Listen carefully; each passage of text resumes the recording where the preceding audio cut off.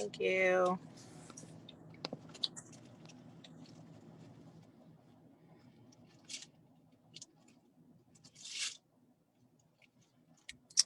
Good morning, everyone.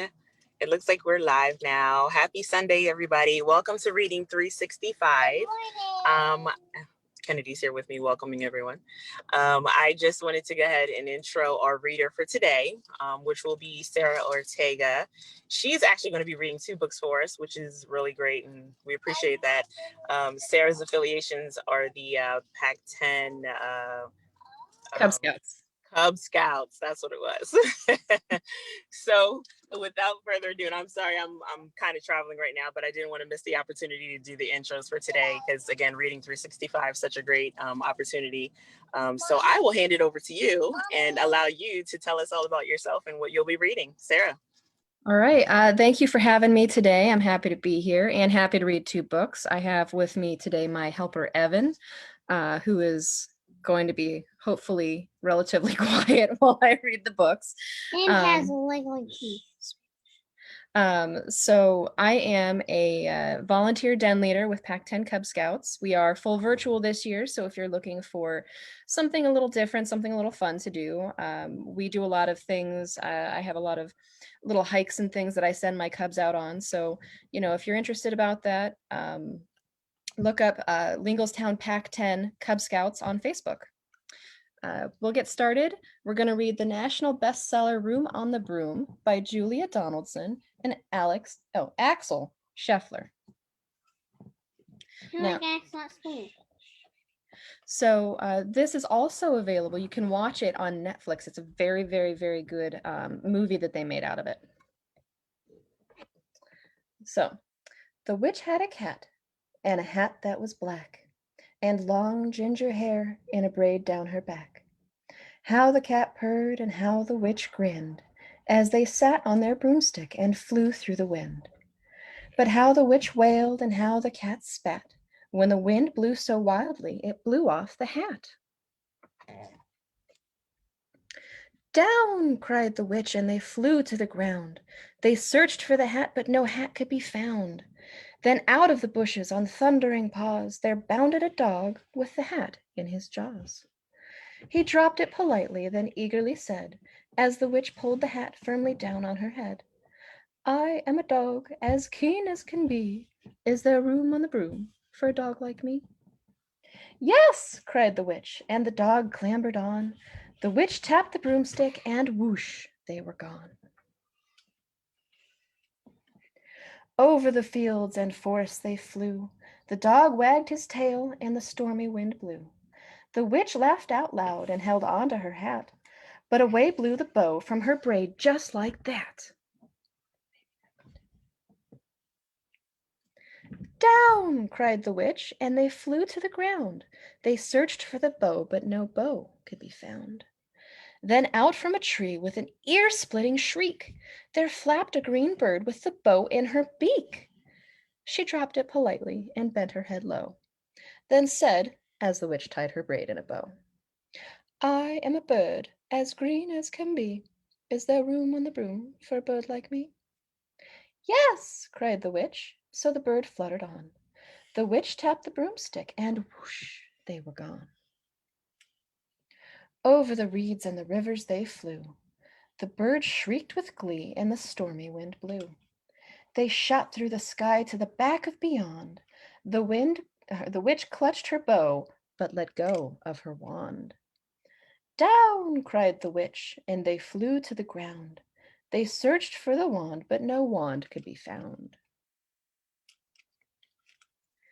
Then all of a sudden, from out of a pond, leaped a dripping wet frog with a dripping wet wand.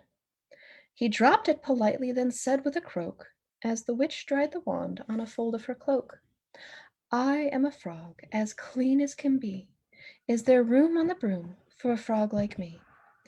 Yes, said the witch, so the frog bounded on.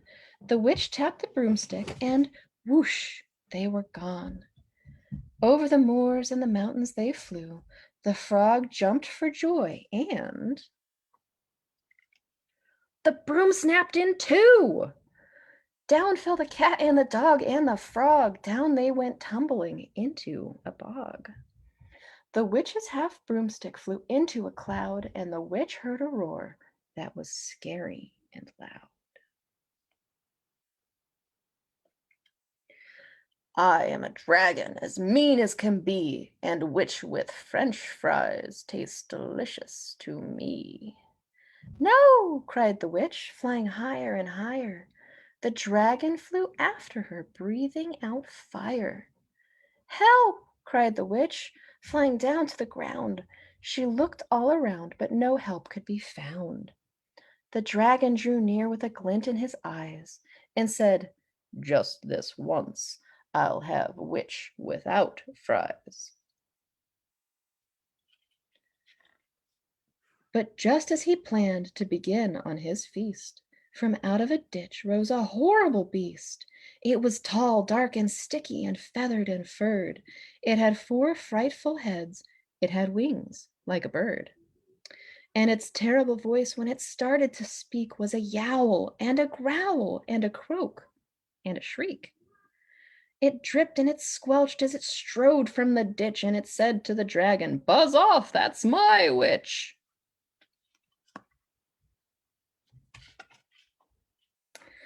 The dragon drew back and he started to shake. I'm sorry, he spluttered. I made a mistake. It's nice to have met you, but now I must fly. And he spread out his wings and was off through the sky. Then down flew the bird and down jumped the frog. Down climbed the cat and whew, said the dog. And thank you, oh thank you, the grateful witch cried. Without you I'd be in that dragon's inside.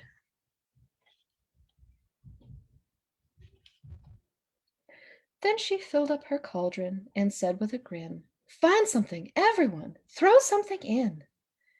So the frog found a lily, and the cat found a comb. The bird found a twig, and the dog found a bone. They threw them all in, and the witch stirred them well.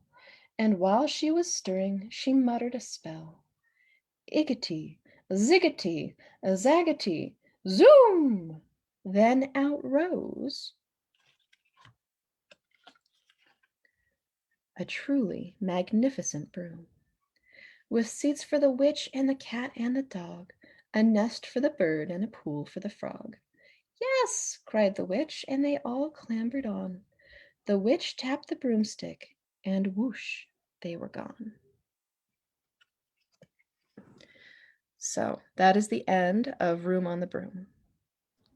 Awesome. Thank you. That was fantastic and so fitting with our Halloween approaching. That's what I was hoping. So I will let you intro your second book choice. Okay. This one was chosen for us by my special helper. This is Dream You'll Be, written by Joseph T. Garcia, illustrated by Kimberly Barnes. And this was actually a gift that he received when he graduated from kindergarten. Nice. It is also larger, so forgive me if I drop it. Will be.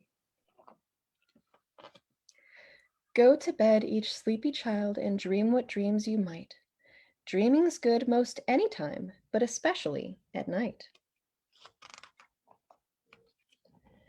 Dream you'll be a movie star with your name lit up in lights, or that you'll be a superhero flying around in tights.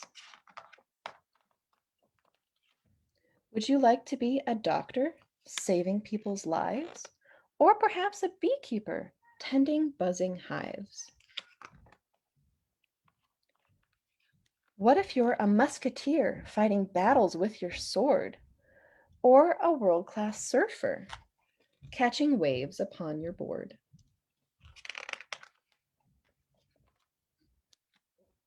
Maybe you're an architect designing a brand new city. Or are you a writer telling stories warm and witty? You could be a brave firefighter running through a fire, or a fearless acrobat high upon a wire. Perchance you'll be a dancer leaping across the floor, or maybe a soccer star with the winning score? How about a veterinarian curing a giant snake? Or a skilled baker baking a giant cake?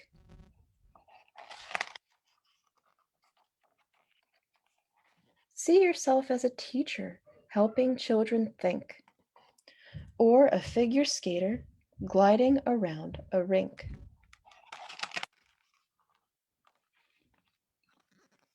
You'd make a fine police officer saving people in distress, or a bold explorer finding the monster of Loch Ness.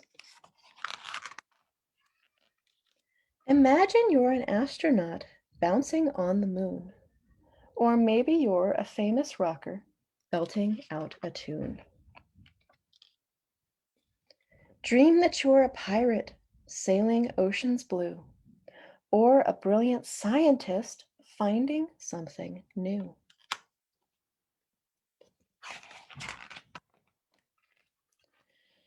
Do you wish you were a pilot soaring to great heights, or a clever artist painting the world's greatest sights? Maybe you're a mountaineer climbing to the summit, or a fearless skydiver whose job it is to plummet.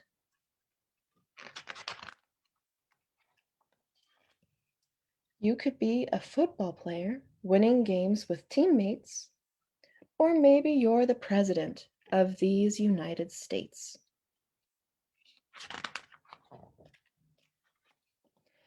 This world is full of many things to dream that you can be. Just remember you're already the most precious thing to me. Now close your eyes, each sleepy child, and dream what dreams you may. I'll see you in the morning when you start a brand new day. The end. Wonderful. Thank you again for both really great selections. I feel like there were so many great professions in that second one that I need to explore. Hopefully everyone out there listening, found something, inspirational in those last few different options. Yes.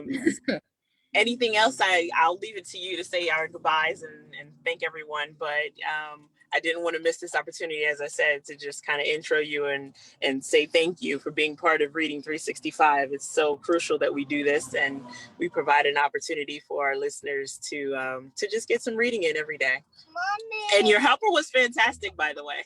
Here he comes again. So wouldn't miss the opportunity to say see you laters. Did you read all of this? We did. We read both books. So thank you for having me. This is Can I see Madison? This is a great initiative that we have. I hope that other people take the opportunity to read to some kids. Again, if you are looking for any kind of opportunity for your children, especially during the pandemic, we are doing full virtual Zoom-based Cub Scouts. We meet my Tiger Den, which is this one included. So trust me that if your kid is wild on camera, it's not a big deal.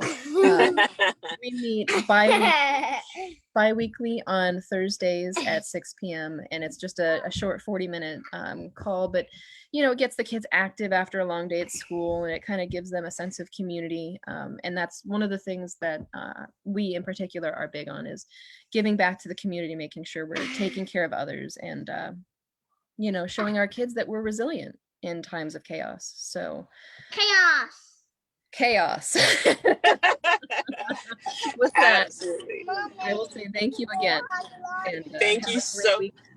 Thank you, everyone, for joining us. Bye. Thank you, Helper. We really appreciate it. On behalf of ALC and Reading 365, we appreciate you all, and enjoy the rest of your Sunday, everyone. Thanks, Sarah.